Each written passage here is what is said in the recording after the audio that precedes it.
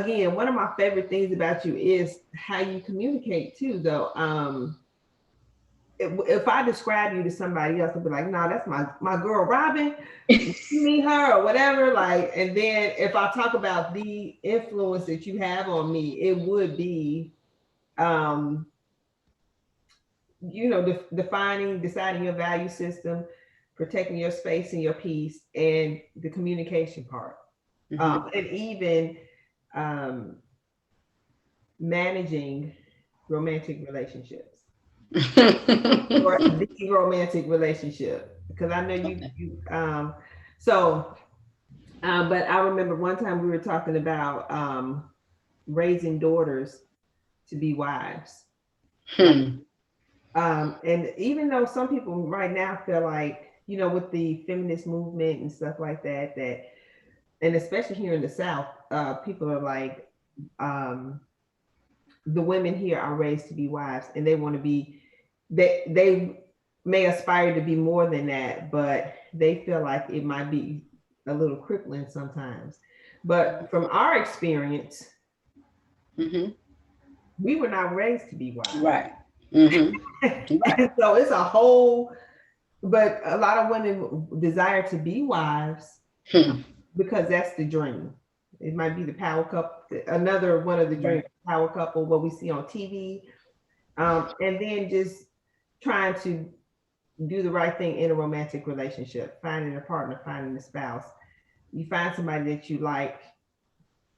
Hopefully, they meet your value system. That was the thing that you talked about, just mentioned a few minutes before.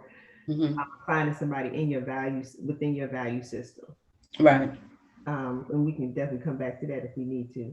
But raising daughters, because I know that I didn't necessarily have a lot of training in to be a good wife.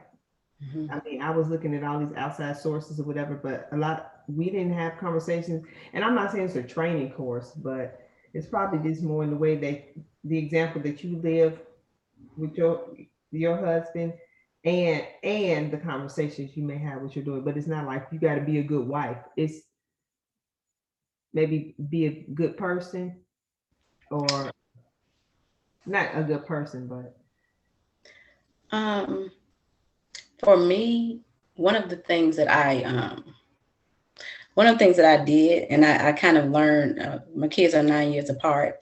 So when I see my adult son and who he is today, um, I don't want to say I made the mistake of the example, but he does have an issue with, I don't want to use the word confrontation, but with disagreement. mhm. He's just started a relationship within the past year and a half or so that's kind of pretty much stable, it's steady. And he would call and like say things like, well, how do you handle this? How do you deal with this? Because she doesn't want to listen to me, or she always is upset about this or that, something like that, as far as how to communicate with the other sex. Mhm. And an old friend of mine, a male friend, he told me before, he said, it's not good for your children not to see you.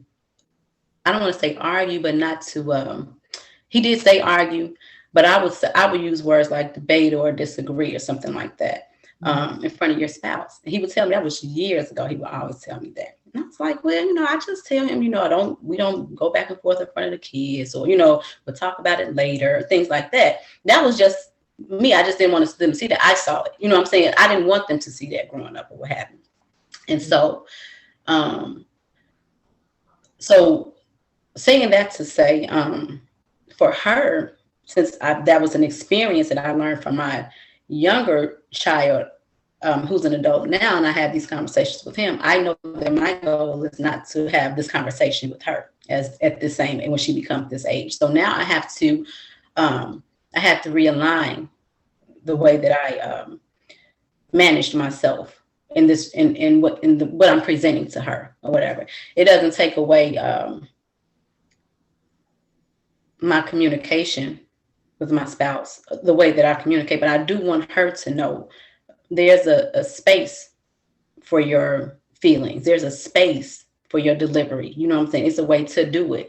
And even younger, when she was really little, she would ask, well, why do we always have to ask daddy? You know, whatever. Like after she'll ask me, we'll be driving, we spent the whole day together. She wants to do something. I was like, okay, sounds good. You know what I'm saying? Let's see what your dad says. Sounds good to me. But you have a head in the household, and that's just me. This is how I function or whatever. And I didn't think it was I don't think it's a bad thing, but I just want her to understand there's a way to communicate and respect a man, whether I have an opinion, which I do, or not. You still have a head in this household. Now, if it's just the two of us, then hey, that sounds good. It's just it.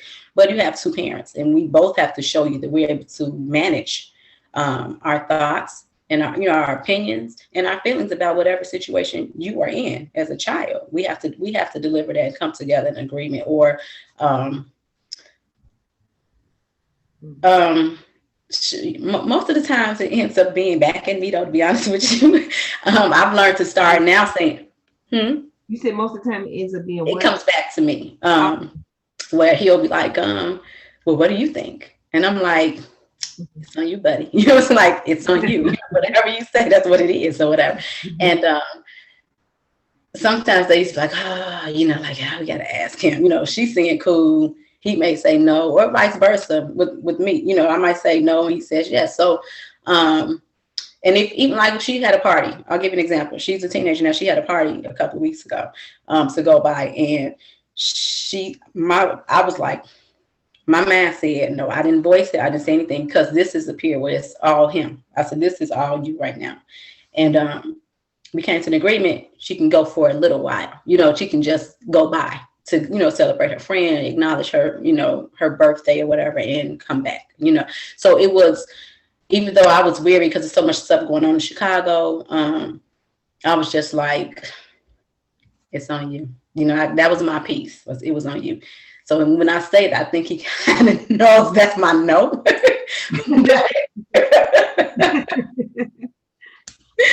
He'd say, well, I'll let her go. Then he came back. He said, well, I'll let her go, like I think 7 and 9 or something like that. And that was our, balance at that point. Okay. So back to about raise her to be a woman. Sorry. So it's even things like that, because I know that she knows that was a no for me. But she also has to understand that I have to have some humility and say, hey, what you're saying, I'm going to agree. I'm not going to agree with it, but I'm going to respect it. You see what I'm saying? I don't have to voice anything, because I don't mean I'm agreeing or disagreeing. I'm not saying anything, but I'm respecting what your decision was for her. And I want her to see that.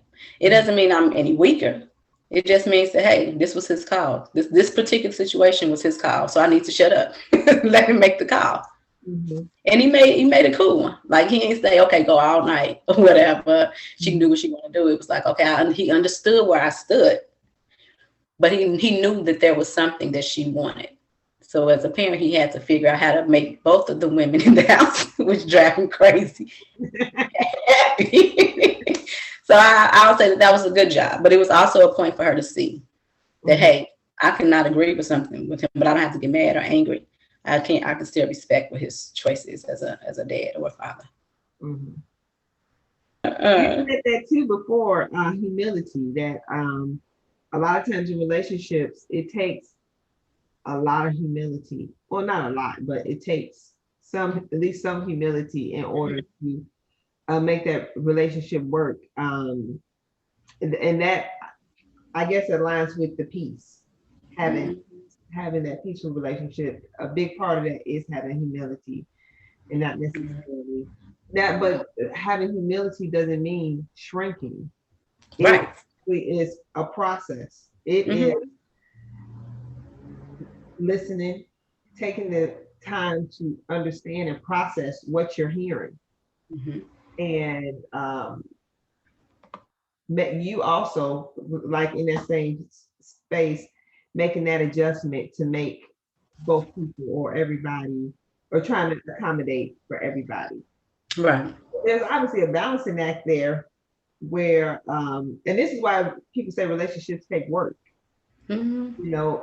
It's more than just sex. More than just wedding, and it's more than just sex, because in order to have this happy, or cooperative relationship, then there is um, a lot of that processing on it for everybody. Mhm. Everybody. Yeah. The humility for me, like a lot of people, even submission, they make this, people make it like it's a curse, when it's really a blessing. Because for me, I think that humility comes from understanding, and that's really understanding yourself. Because you have to be humble within yourself to be like, hey, this is really who I am. Like, I'm this person, and if I can say all these things, and I say this to people all the time when they're in relationships and they come doing this, and and then you can say all of these things about the other person. They get on my nerves, and they did this, and they did that, and it's like, but what about you? Have you humbled yourself enough to look at what you do? Not even what you did in that situation, but the things that you do to frustrate that person too. You know what I'm saying? And they're still there. They probably haven't said a word about it, or maybe they have articulated with some type of if it's not a verbal language, it can be a physical language, how they're moving and communicating. Silence is a form of communication just as well. So that humility is big, because you're understanding yourself first, because you can't deal with anybody else until you understand yourself first. That's the same as loving people. You can't love anybody else unless you genuinely love yourself first. Unconditionally loving yourself. Because I mean, we all have flaws, and that's what I tell people. I'm like, what do you think? Who do you think you are? You're like, who do you think you are that you don't make mistakes? All of us have to dispose of our bodies the same way. You know what I'm saying? We all human, so we all have faults. We all lack things. Um, we all have selfishness. Selfish traits and things like that, which maybe we don't even notice it. That's where that humility comes from. Who am I? What am I doing? How am I operating that can make this situation what it is? And that's true. People say, well, you can't blame yourself for certain things, but you can look at yourself. It's not blaming, but you can reflect. And that's a huge part of humility, is reflecting on yourself in the situation or the person. What did they say? What did they not say? What did they do? What did they not? And why? Why are they doing this? Why are you doing it? Mhm. Um, and I remember when you started doing those classes Hmm. before pre-COVID, Yes. and I think at that time you were just bringing women together to kind of help them understand that part of loving themselves, right? Right. Defining who they are, and so another thing I uh, heard in one of the groups was, um, I hear it a lot. What is it that women bring to the table besides sex? Right. Yeah. So, so when I first saw that, I was like, honestly, I didn't. To be honest, I didn't know what the answer would have been. Hmm. What kind of answer would they have been looking for? And so when Hmm. I talked to one of my friends about it, he said the answer is you. You bring you to the table. And I was like, that didn't help. Like, what does that mean? Of course, I'm at the table, but just kind of digging a little more, just doing a little bit more research or whatever, and through my own evolution, just learning about this male female dynamic and the masculine and feminine energy and things like that. I do have a better appreciation for the me that I bring to the table. Hmm. My energy, my cooperation, my even to kind of balance that out. The long day at work, Hmm. even though I had a long day at work too, but just even that humility, bringing that to the table, and to be the peace for Right. each other's peace, actually. Hmm. So, and sometimes, that give and take, sometimes it's a little bit, sometimes you have to bring a little bit more humility for peace, and sometimes they may need to bring a little bit more Right. for that. So,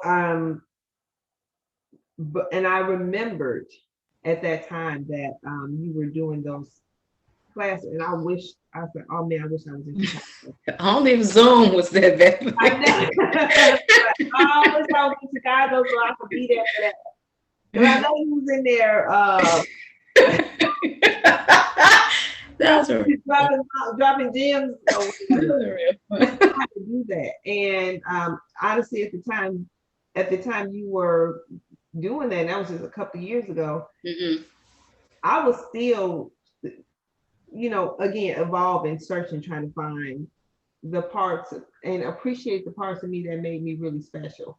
Hmm. Just, I mean, I had a better idea who I was than I did 10 years ago, but I didn't always appreciate all those parts, even the bad parts. What did you call it? Like full acceptance a few minutes ago. Right. Just knowing who you are and Hmm. appreciating that. I didn't fully have that. But I'm still getting better at it.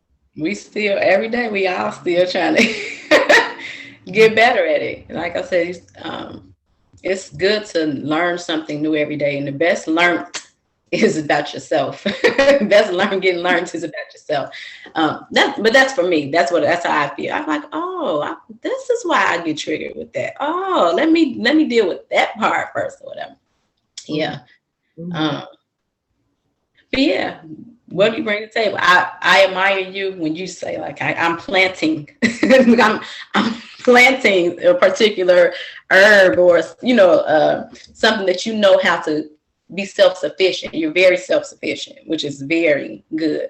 That's something you bring to the table. All of these things, and even when I speak, to hear me and speak, and I proclaim, I'm a proclaimed tomboy. Like when I mhm. was younger, it was all boys in the house, all boy cousins. So that's what I did, a lot of boy things, the football, basketball, and things like that. So when I did meet my husband and we used to, be together, he asked my brothers like really, like why y'all show all this? You know what I'm saying? So, but saying all that to say, every one of us have different things to bring to the table, what have you. But when I speak to these guys or listened, that was a big thing, was listening to them, even hearing their pain, as black men. And I only can say about black men because I only have black brothers and a black father, you know what I'm saying? Um, a lot of it was just things that you really couldn't put in a jar, you know what I'm saying, and close it up because it was so much. And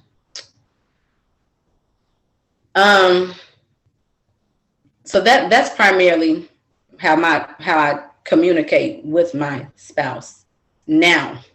That's the now, but I had to reflect on times before, what have you. Um, and they would mention things like about women, they can have multiple women. And I've seen it, it's no big deal to them. But the chosen or the one that they're at peace with, which is so sad to say, but the one that's at peace with the one they don't, sometimes you'll see and they're not the most attractive or fulfilled, with a Coca-Cola bottle. I mean, it's the one that when they come home, their house is taken care of, their kids are covered, you know what I'm saying? Um, they don't have stresses with the structure of their home, just period, from the top to bottom.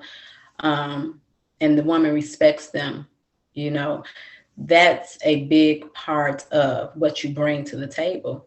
How are you organizing things? How are you keeping things in place? If they falter or fail, are you available to pick them up quietly? You know what I'm saying? Without saying, "Hey, why did you do that? You should have did it this way. You messed this all up." Just lift them up quietly, and you don't have to boast about it or say, That's what yeah, that's what I think of when they say, "What do you bring to the table?" What do women bring? It's not just the body and the figure and things like that, and the sex. They want to be able to procreate with someone that can build a legacy, that structured legacy from the top to the bottom of their home. That's You just said a word right there. You, I came with you today. You crazy. No, because I'm think I feel that. Even so, I'm a transition to like you just talked about who they want to procreate with, who they want to build their legacy with. And a big part of that is being a mother.